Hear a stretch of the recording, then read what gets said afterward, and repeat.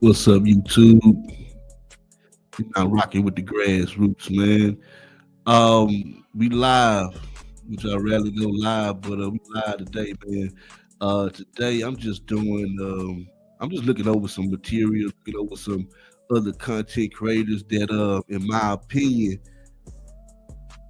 that putting information out there that kind of make you think. And I just want to get a conversation started. Remember, like, comment, subscribe, and all that good stuff. But definitely comment your thoughts on what you hear in this video, what you agree with and what you don't agree with. In my opinion, Black America is becoming way more sophisticated in the way we see things, and the way we vote, and the way we look at politics. And I think it's a great thing. We all are not going to agree on everything. We're not a monolith, right? But it's always good to have a discussion, man. So I'm gonna get right into it, man. So I'm gonna let these people speak for themselves, and let me share screen.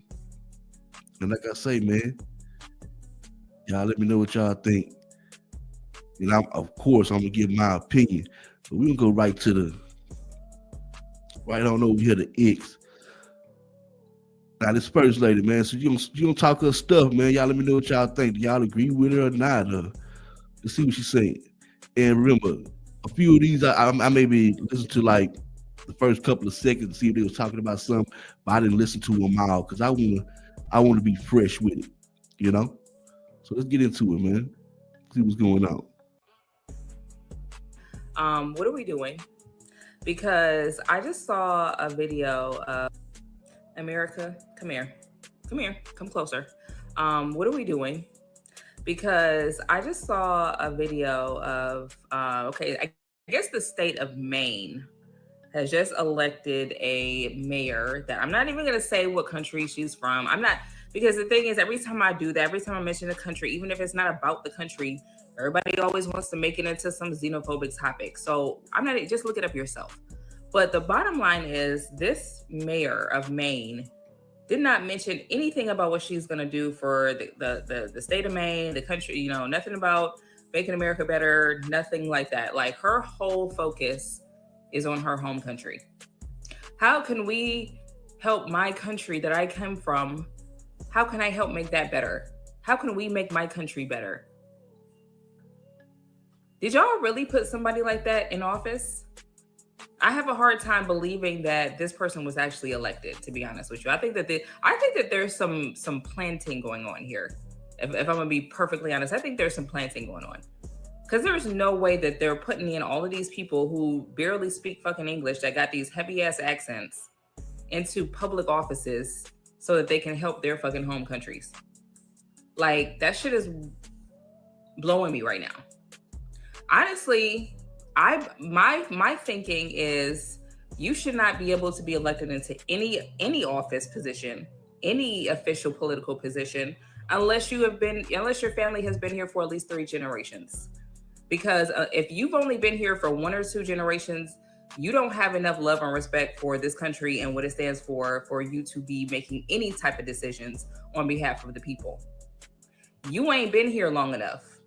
A lot of these people probably don't even know the history of the country.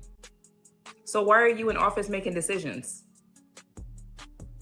Like, this shit don't make no fucking sense. Where else in the world can you go where you could just come there and just be an elected official and start making decisions for the country? That don't make no fucking sense, y'all. Come on, wake the fuck up.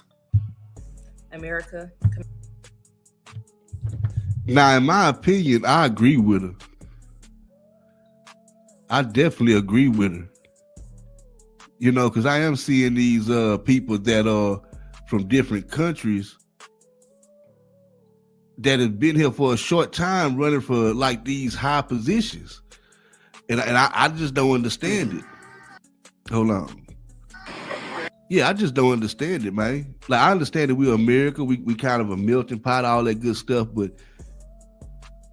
to hear some of these people confess that they're more loyal to their home country than America. I mean, in my opinion, black, white ain't different. If you're an American, we can't have that. That's ridiculous. Your focus should be this country. You know? And like I say, if you're a Black American, you have stake in this, so it is important. I just don't see how mass immigration really helps us as a people. And that's my opinion. Let's go on to the next video, man. Y'all let me know what y'all think about that one, though.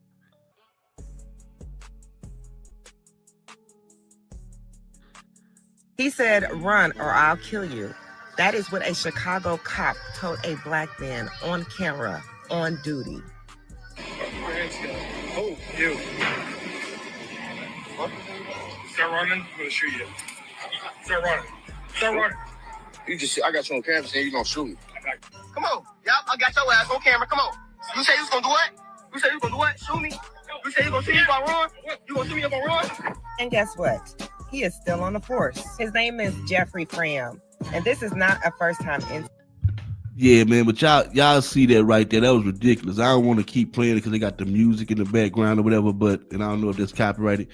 But yeah, man, y'all see him, Jeffrey Fram. They out there playing games with our young people's lives, man. That's sad. He out there playing, big grown man. Got to be about 50 years old out there playing chase with a bunch of kids. You supposed to be on duty, playing around and bullshitting. Then when somebody gets shot, you know, it's crazy, man. Like, it's disgusting. I'd be a loss for words for some of this shit sometime, man. But yeah, let me get away from that. Got the music in it, man. I kind of forgot about that. YouTube a little sensitive. You can get away with it on X, though. Let's dig into this right here, though. This is a little history. Now let's move forward. So you... That's right, King Selassie. Okay, you getting there. Okay, you are getting there. Now let's move forward so you understand how that works. Okay? Now, I'm not even going to lie. They talking about the bloodlines ruling the world. And, you know, I guess the Black Boule or whatnot, it could be pseudo, man, but y'all let me know what y'all think, though. Let's go. So you understand how that works. This is King Selassie. Do you remember the picture I showed you? The fro? Let me bring it back to the Medici. Let me bring Medici back. You looking at this picture real good now. And look at this. Do you see where this is going? Okay. This is his bloodline, his lineage. Now pay attention. His name is what? Selassie. You know what cousin is? Medici. You know what other cousin? Orsini.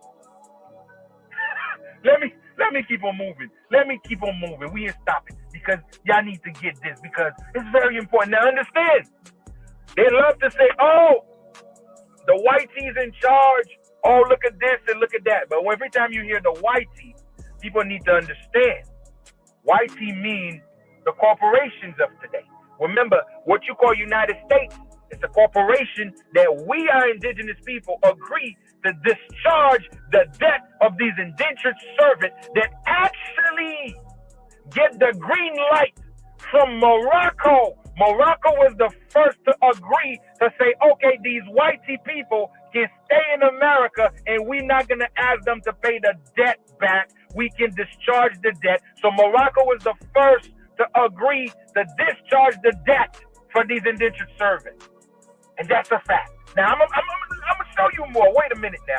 So from the Rothschilds to the Lee family are protected by the 9 Black Greek secret societies of Black fraternities and Black sororities.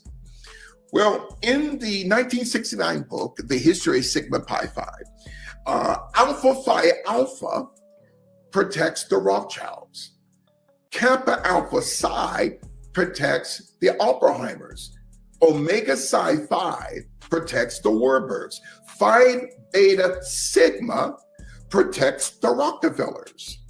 Iota Phi Theta protects the Astor family. Alpha Kappa Alpha protects the Bilderbergs. Delta Sigma Theta protects the Habsburg family that exists to this day. Zeta Phi Beta, another Boule secret society, protects the Sassoons. And Sigma Gamma Rho, RHO, protects the Lee family. Wait a minute now. So you have 9 Black Greek letter secret societies. What is the African American Boule Society, and what impact do they have on the African American community? The African American Boule is a clandestine organization with significant influence over the African American community in the United States and the Caribbean. Established on May 15, 1904, under the Sigma Pi Phi fraternity, it was conceived by Henry Minton and founded by Eugene T. Hinson, Robert J. Abel, Algernon B. Jackson, Edwin C. J. T. Howard, and Richard J. Warwick Jr. This society, often referred to as just the Boule, comprises wealthy Black individuals who recruit members primarily from Greek letter organizations and universities. Members of the Boule are initially drawn from these Greek organizations, where they commit to Greek life before swearing oaths upon climbing the ranks of the Boule.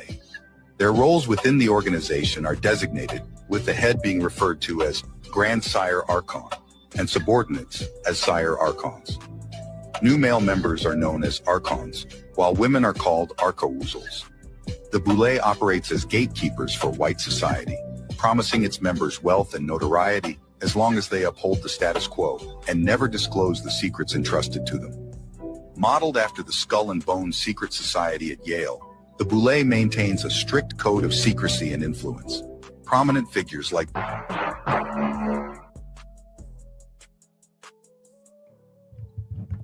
Ooh, man, they talking about that Boule.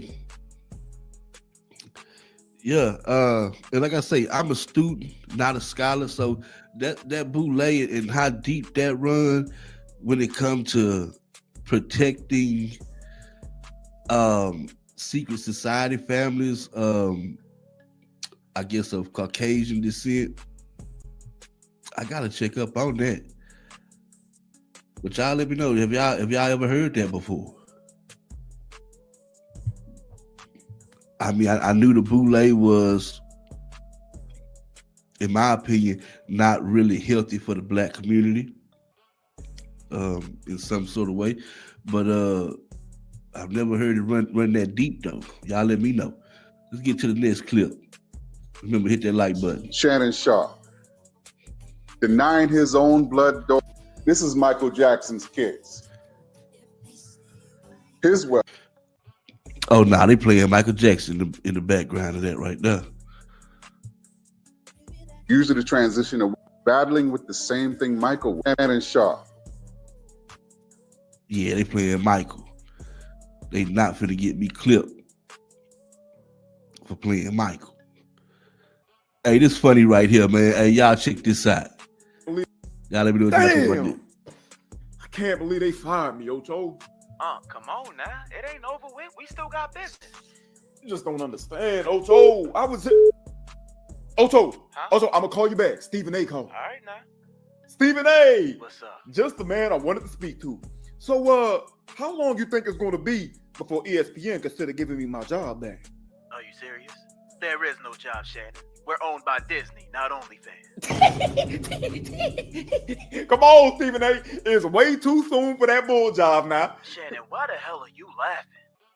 I mean, what part of this entire debacle It's not funny. Because I wouldn't have laughed. No, because I wouldn't have laughed too.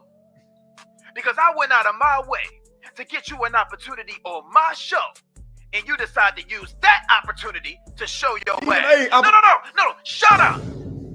Shannon, 23 million? For 23 million, I'm walking out with an Eva Longoria, a Eva Mendes, a Jennifer Lopez, a Sofia Vergara. But you? No, you're special. Because you walked into your local Whole Foods and grabbed you the first damn thing you saw in the dairy aisle. I mean, the least you could have done was go to the bakery and grab you something with some cake. And then maybe we would have understood. But no, you came home with Lizzie McGuire. And you want to call me about a job? Stephen A., I understand, Stephen A. Shannon, I don't think you do. So I'm gonna put it kindly and I'm gonna say it with love.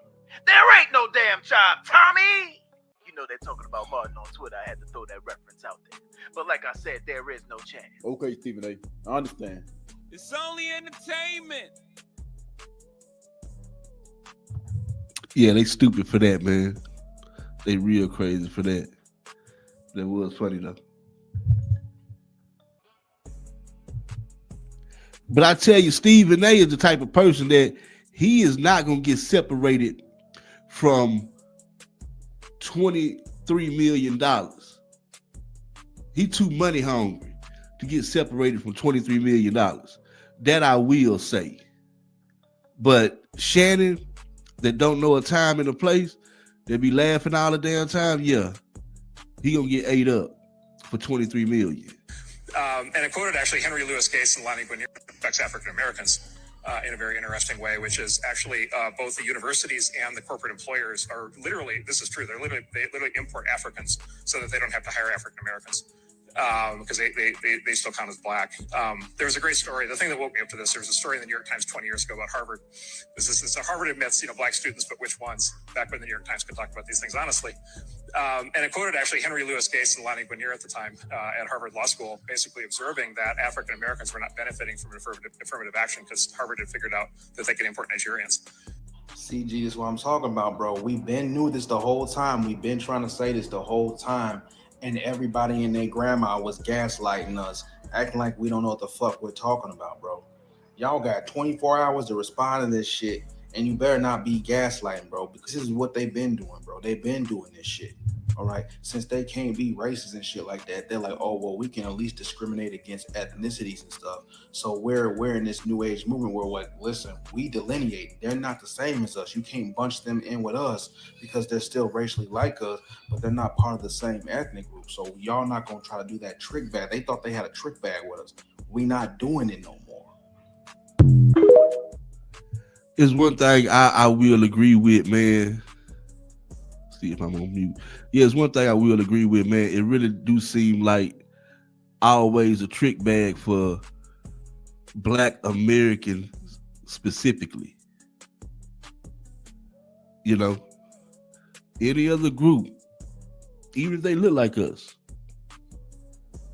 will somehow, it seems, get that extra little push that we don't get. But, like I say, y'all let me know, man. Just my opinion. Let's go. My platforms, I'm obligated to at least put that out there. And certainly under attack. What up, y'all? That video you just saw is Julian Brown. I did a video on him a little while ago about his product called. I did a video on Julian Brown also. Julian Brown's been missing for 2 weeks. So yeah, check the video section out on the Grassroots. We did a video too, man. I hope that brother is doing okay.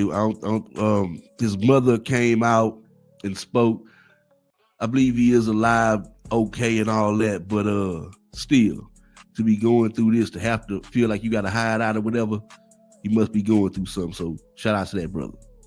Plastiline.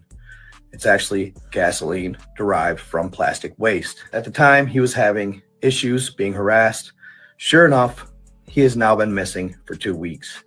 I feel with my platforms, I'm obligated to at least put that out there and tell people publicly that he's actually missing, you guys. He was worried about it at the time, his invention.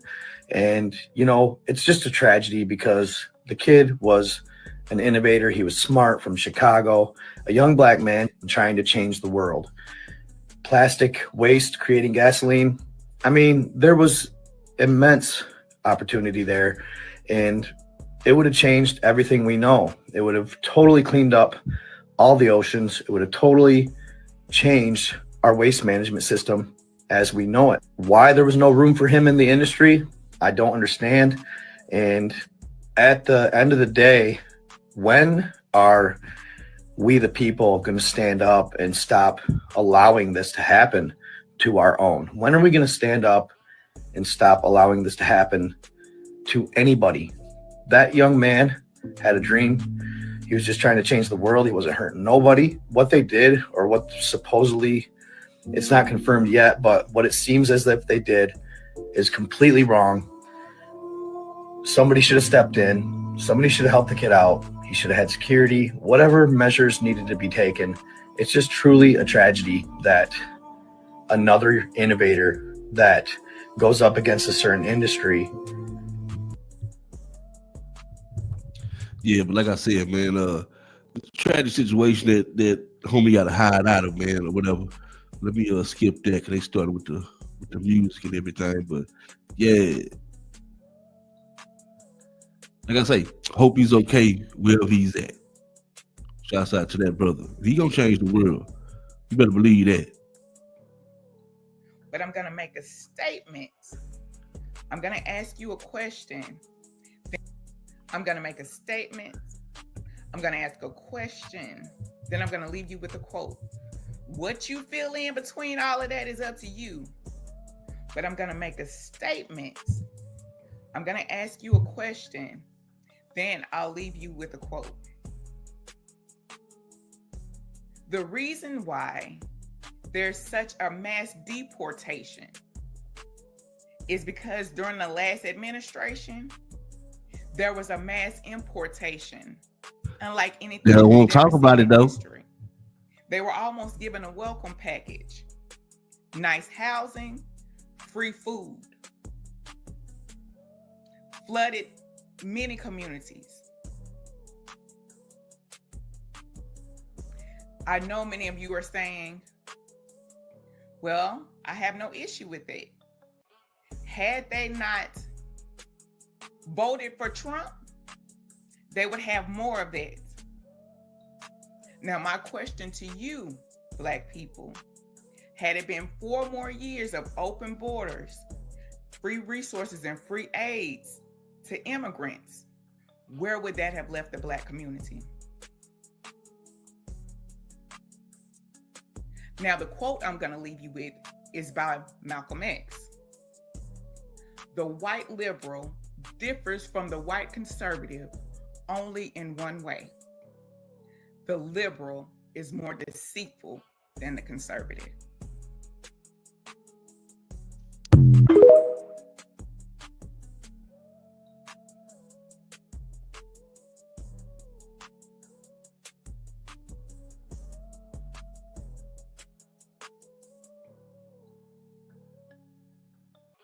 In the process, we have the Hispanic community that can't stop saying nigga because we say it. We have the Asian community that started rapping and then dressing like we did in the 1990s.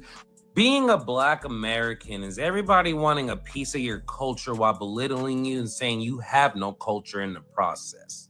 We have the Hispanic community that can't stop saying nigga because we say it. We have the Asian community that started rapping and then dressing like we did in the 1990s. We have white people that portray our culture. Then when they make enough money, they go back to their white roots. We have Black Islanders saying we don't know where we came from, and we both were on that same slave ship. They were just dropped off sooner. We have Black British people that say we have no culture while all their actors come over to America and portray us. And then when it comes to the African communities, they say we have no culture because we don't know where we came from. Meanwhile, they talk like us, they sound like us, and they dress like us. But for some reason, we don't have a culture. And I say this to say we are so welcoming to everyone else in our community. But are they welcoming and opening to us? No, not really. When it comes to jobs, they end up only hiring their own. When it comes to something being mutual benefit, they benefit from us and our culture, but we don't really benefit from theirs. So going forward, unless these people are welcoming and opening to their culture as much as we are, we need to draw a hard line in the sand and stop being so welcoming and opening.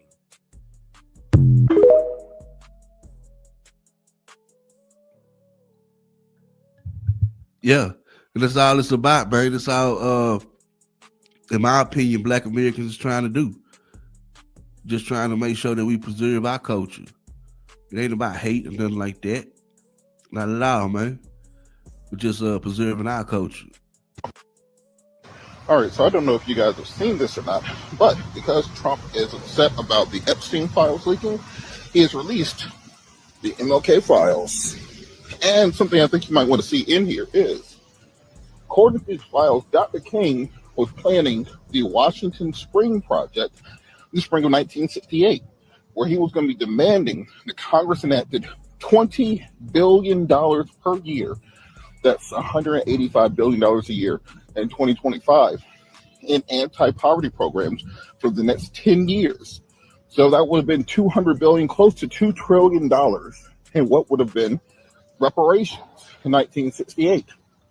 He planned massive protests nationwide. They were going to shut down major cities. It was going to bring together the anti-war movement, the culmination of the civil rights movement. And he was shot and killed in 1968. Getting the idea that the $20 billion a year in reparations might have had a bigger part in the story than what they told you in grade school. Yeah, it's all a distraction. But see, they got it at Dr. King because he was coming after that money. We all know that. When he started coming after that money, talk about them reparations. Yeah. Controversial, and some people are not going to like what I'm about to say. But I'm going to say it anyway. I don't care. Black Americans are right to be mad. They are. You see, us immigrants, not all of us, but a lot of us, seem to forget, or maybe they just don't know. But if you have been living in this country long enough, you should know that. The reason why we're here, the reason why we are allowed to be here, is because of the work Black Americans did. Because of the sacrifices they did. Because all the fights they had to fight in order for us, for them, because they didn't do it for us, they did it for themselves, and it's right. But today we are enjoying the fruit of their labor. That's true. Big ups to that woman right there. She sound like a rider. She sound like somebody knows what she's talking about. Nah, we didn't do it directly for immigrants, but that's a byproduct. We still responsible for it. You know? And shout out to her for giving the props where the props is due. Let's go. And we should not forget that. I'm an immigrant. And yes, in my community or in the immigrant community, and nobody can say otherwise, is a lot of disrespect for African American. It's a lot of it. I have heard it. And I have to admit that when I first came, I was also ignorant of their history. But after being in this country, for the amount of time I have been here, if I act like I don't know that, it means that I'm willingly demeaning them. They are mad. And you know what immigrants should do right now? We should not be arguing with them. We should be quiet and listen. Listen to what they're saying. Listen. No. It is not about us. It's about how they feel. It's about the experience. And guys, they are right. Many immigrant community call them lazy. They're not lazy. They even say they don't have a culture, and that's an insult. Of course they have a culture. Of course they do. In the music, in the food, in the way they live their life, in the way they dress, they have a culture. And by the way, a culture that is a leader in many ways. Our children in Africa dress like Black children. Children in Asia dress like Black children. Children in Latin America, in Europe. So please stop saying, and it's not only limited to clothing.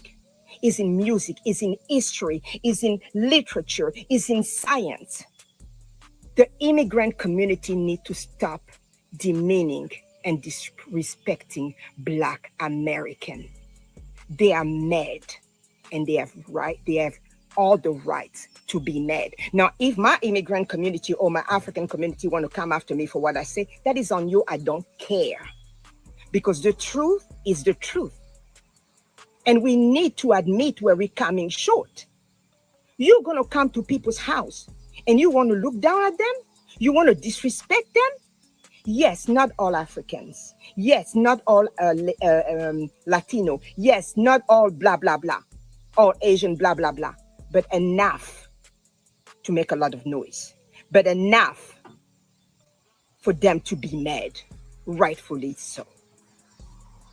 We need to be quiet now and listen to what they have to tell us. No doubting the experience. No undermining the experience. No forgetting the accomplishments. We need to stop that.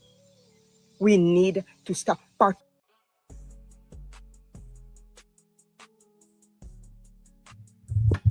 Yeah, that sister right there. That's a rider right there. She explained everything perfectly, in my opinion. She explained everything perfectly. You know, that's how Black Americans feel. It's just a respect thing. That's what I see. It's all about respect and understanding. That's a beautiful sister right here, man. She's always dropping knowledge, man.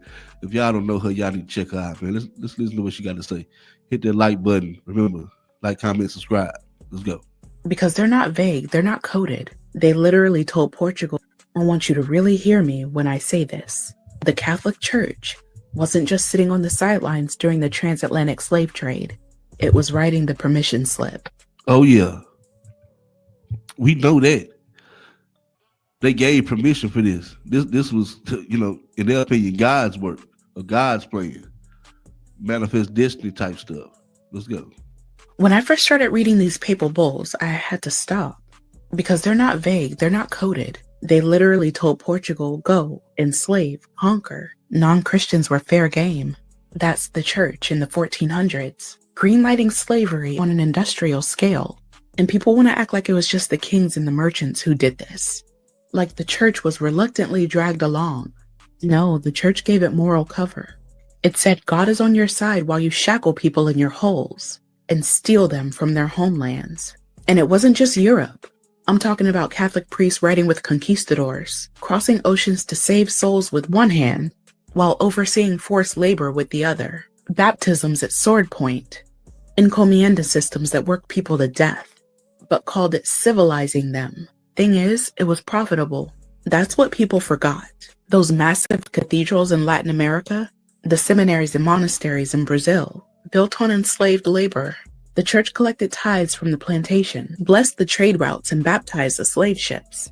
So when I see photos of those grand altars all gold and marble, I think, who paid for this? Like, not with money, with their lives, with their stolen children. Sure, there were priests who spoke out.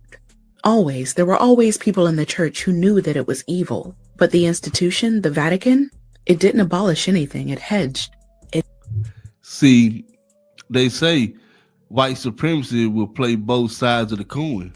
So, of course, there's going to be priests that speak out and speak against it. But at the same time, there was others that gave permission. Compromised. It stayed quiet while millions were taken. Even when abolition movements exploded in the 1800s, the church would issue these careful, qualified condemnations of unjust slavery. Like, what does that even mean? Which part was just? The chains? The auction blocks? The branding iron? Please, and let's talk about reparations. The church still holds lands, art, gold, wealth that was built on bodies. They'll apologize in statements. They'll talk about healing, but have they given any of it back? Opened all the archives? Funded reparations meaningfully? It's not enough to say sorry. It's enough to hold a mass atonement while you sit on stolen riches. Because here's the truth that no one wants to say out loud. The Catholic Church helped build the slave trade, blessed it, justified it, profited from it. You can't talk about faith, morality, salvation without talking about the chains that they helped forge. If you're going to talk about the church's history, you better talk about all of it. The prayers, the whips, the conversions at gunpoint, the gold. That's the real story, and it deserves to be told. Yeah, the church sitting on the bag. The church is sitting on a bag. That is for damn sure. We gonna run through a few more, man, but the church is sitting on a bag. You better believe it. Let's see what this sister's got to say, man. Hit that like button. Let's go. A few months ago about asking people to stop saying, when you think things can't get worse, you turn on the news and realize we can sink even lower. I did a video a few months ago about asking people to stop saying the blacks, because Black people find the blacks offensive. Of course, I got a shitload of comments about that. Why? Because people don't know how to be respectful. If someone asks them something nicely, to not call them something that they find offensive. Of course, they had an ass fit about it. But somehow I was blocking them from their First Amendment right. Then if I was to turn around and say cracker, I would get reported as being harassing, even though I could just be talking about crackers. Back to what I was getting to. Fox News is in overdrive. You know how long they've been dying to say the N-word? Now they've claimed the other N-word. He wants to spin it into a positive like the blacks. If you don't believe me, listen for yourself. This is why the criticism doesn't matter to us when you call us Nazis, Nazi this, Nazi that. You know, I'm beginning to think they don't like us. You know what? I've said this before. We need to learn from the blacks. The way they were able to remove the power from the N-word by using it. So from now on, it's what up, my Nazi? Hey, what up, my Nazi? Hey, what's hanging, my Nazi? Nazi, please. Thank God you did a hard eye there. What is it? So you tell me, is that appropriate? Is that something that should be displayed on the so-called news? Is that where we are now? Using the other N-word? Why do you guys latch on to the most negative things? You can't latch on to anything good, but you always have to find the most negative thing you can attach your name to, and there you go. 2 N-words steeped in hatred and violence. And those are the 2 words you are dying to always say. Why is that? What's wrong with you? Everyone else can stop saying it. What's wrong with you that you can't? Because you have no respect for anyone else but yourself? Someone politely asks you to stop calling them the negative word. You insist on doing the thing that they asked you not to do because you feel entitled to do and say whatever it is that you want. No one else has that same privilege. Just don't understand why you feel so entitled. I guess because you have never suffered the real consequences of anything. Maybe that's a habit everyone else should pick up. Make a point of making you understand the consequences of your actions. Because clearly you can't do it for yourself. Now it should be everyone else's charge to teach you what it means to have consequences for your actions. Yeah, you can tell that, you know, we're not dumb. You can see the inflection of how he was speaking, what he wanted to say. You know, we're not stupid. Let's run through a few more. Let's like I say, this sister right here. Let's go with her again. She be dropping them real facts, man. Let's go. The rule. Because Hollywood didn't just reflect them. You ever wonder why old Hollywood movies show Black people as servants, buffoons, or just not at all? That wasn't an accident. It was the rule. Because Hollywood didn't just reflect America's racism. It enforced it. Literally. Let's talk about the production code, also known as the Hays Code. It wasn't just about banning sex or swear words. It spelled out exactly how movies were supposed to maintain moral standards. And for America, morality meant white supremacy. One of the actual rules was that no film could show miscegenation. That was their word for interracial relationships. It was literally banned on screen. If you were Black, you couldn't kiss, date, or marry a white character in a Hollywood movie. Because they wanted to make sure that audiences never saw Black people as equal partners, never saw them as desirable, never saw them as human in the same way. And it didn't stop there. Black characters had to be proper. That meant safe for white audiences. Obedient, subservient, comedic relief, no complexity, no sexuality, no leadership. And if a Black character did have depth or dignity, censors often forced it to be cut. Think about what that did. An entire industry that shaped how millions saw Black life and told them over and over again, Black people are sidekicks, maids, porters, jesters, never the hero, never the love interest, never the center. It wasn't just censorship, it was propaganda. It taught generations that segregation was normal and white supremacy was natural, that Black people were less than. It wasn't just about entertaining, it was about maintaining the racial order. And even when the Black actors fought back, they were punished. Black performers who demanded better roles often found themselves blacklisted, underpaid, or forced to take whatever was offered. The system didn't just limit them on screen, it limited them economically. It kept them dependent, grateful for crumbs. So I don't think it's fair to say that Hollywood was just reflecting the times. It made the times. It policed Black images so carefully it became law. And those rules shaped how America saw us, how we saw ourselves, and that wasn't just entertainment. That was racial control. And if you don't understand that, then you don't understand American film at all.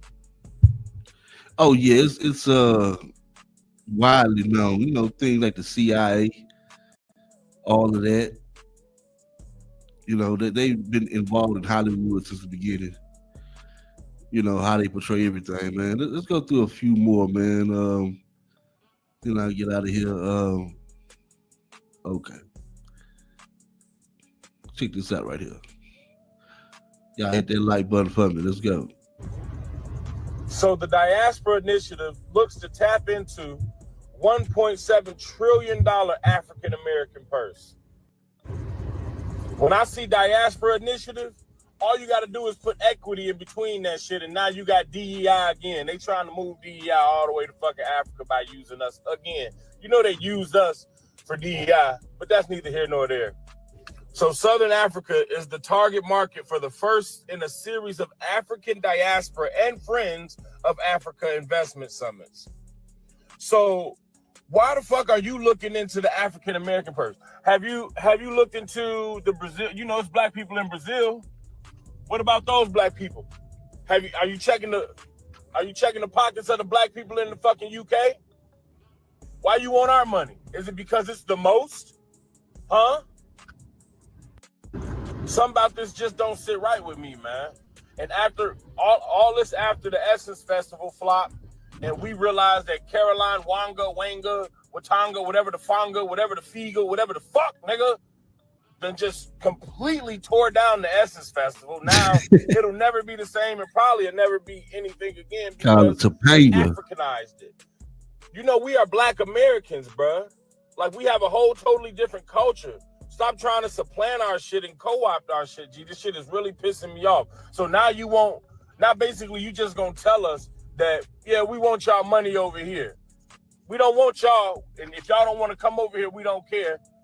We want to figure out a way to get y'all money over here is all I hear. So let's read this. We got a little bit more to read. All right, so let's read this. African American buying power could reach 1.7 trillion by 2030, projects the McKinsey Institute for Black Economic Mobility. But only a tiny fraction of it is currently ending up in Africa. So let's stop right there. So you know how much money we're making, and only a little bit of it is coming over there, and y'all want more. Okay. With the African Union and the Joe Biden administration both promoting the diaspora as a key potential source of funding for the continent, a coalition of Black business leaders is coming together to help turn things around. Let's pause again. They keep using this word fucking diaspora basically just to mean American Black people. Because the fucking diaspora don't mean Brazilian Black people. It don't mean fucking Black people in the UK. It don't mean fucking Haitians. Right? It don't mean fucking Trinidad and Tobagoans, nigga. What the fuck, man? This shit pissing me off real high key, G. I'm gonna read the rest of this, man. On 17th of October, they announced the first in what they envision as a series of African diaspora and Friends of Africa investment summit over the coming years. New opportunities. A few dozen investors and U.S. government officials attended the launch at the South African Embassy in Washington, D.C. The half-day event was a precursor to a 3-day summit focused on a 16-member Southern African development community. Scheduled, they just got all these fucking names for these fucking organizations just to confuse you. Basically, we want your fucking money, give it to us, and we got a whole bunch of ways for you to give it to us. And this is basically an opportunity for them to take the diaspora's wealth and redirect it to the fucking continent. Like, what is that? Y'all just so... Just tell me, yeah, give me your fucking money, nigga. What? So y'all gonna tell me as Black Americans, y'all going for this? Y'all agree with this shit. So Y'all would rather build up Africa than build up America. Let me say this. Okay, instead of us just giving you money, let us buy your fucking country then. How much is the Congo? How much is Ghana? How much is South Africa? Tell me how much it is. How much is Rwanda? How much is Ethiopia? How much is Somalia? Right? I can guarantee you we might be able to buy all the motherfuckers for less than 1.7 trillion and turn them into American economies. Because it won't be Africa no more. Let us buy it. Fuck giving you the money. Let us buy it. Let's change the conversation.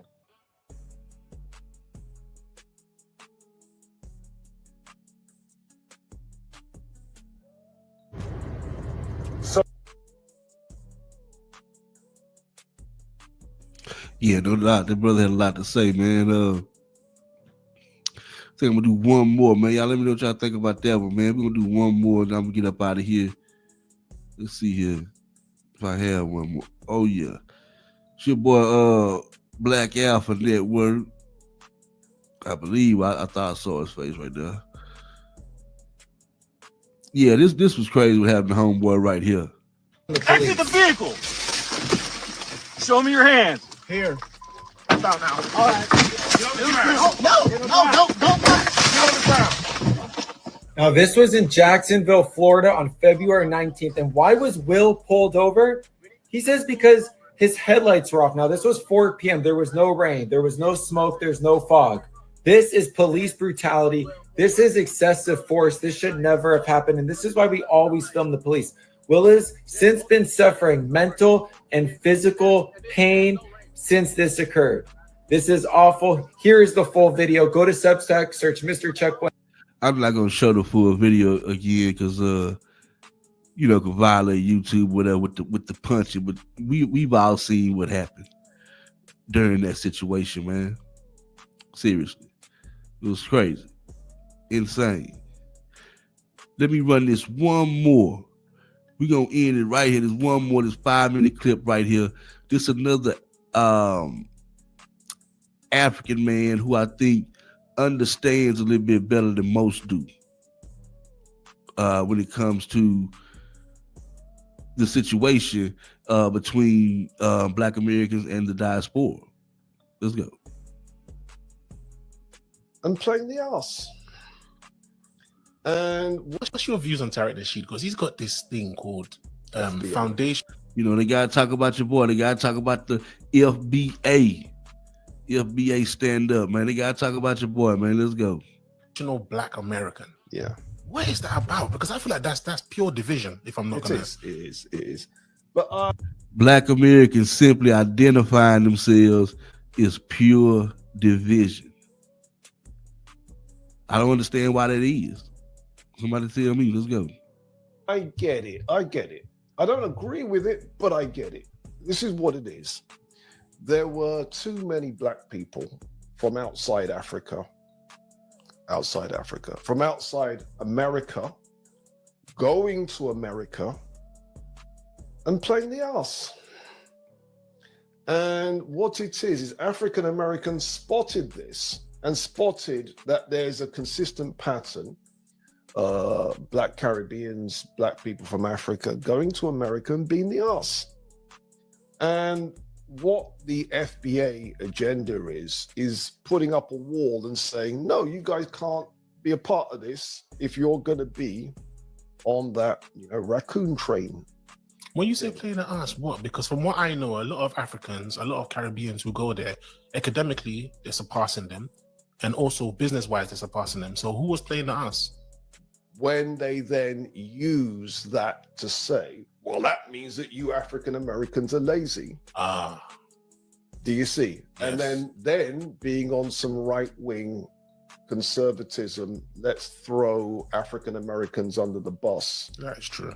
Let's pretend that Jim Crow didn't happen, redlining didn't happen, breaking up of African American business districts, breaking up of African American families, The COINTELPRO didn't happen. The Iran Contras and then moving drugs into the black community didn't happen. Yeah. And there's a whole list of things continuing right up until now that the American government has done to African Americans. And so for those black people recently arrived from outside America, you all didn't face any of that. So of course you're going to be doing better than African Americans. Duh. Yeah. But not all of them can be affected by this. There's always got to be certain people who rise above it, regardless of what the situation is. It's just the natural nature of thing. Weeds grow through gardens, you name it.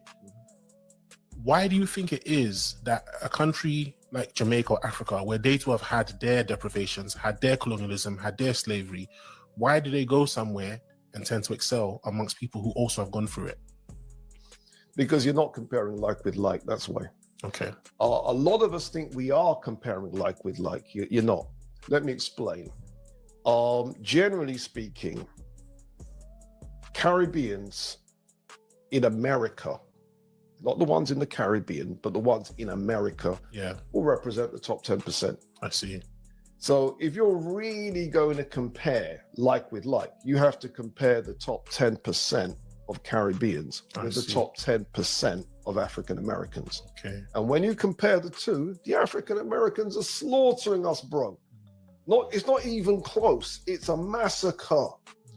But what it is we compare the top 10% with your average African American. You're not comparing like with like. And if you compare your average African American, you're 51, you've got 1 to 100 and Mr. number 51. Number 51 is richer by a factor of 20 than your average Jamaican. Do you see? So what happens is it's a perception thing. Now let's be clear. We can all point to people from outside America. Go to America and rise. Yeah. Colin Powell did that. Kamala Davy Harris has done that, whatever. But you can't pretend that's typical. Do you see? Yeah. But what happens is because we live in a world where people don't really have full pictures, you can take the exception, use that to smack around African Americans' faces. This guy just got off the boat. He's doing better than you.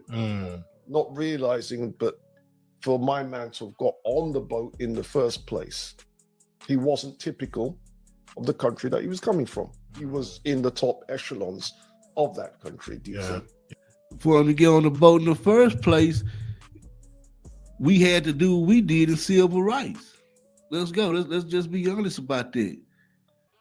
But that's all I'm gonna do for today, man. I got some place to be, but y'all let me know what y'all think down in the comments below, man. But they couldn't have got on the boat if it wasn't for us in the first place.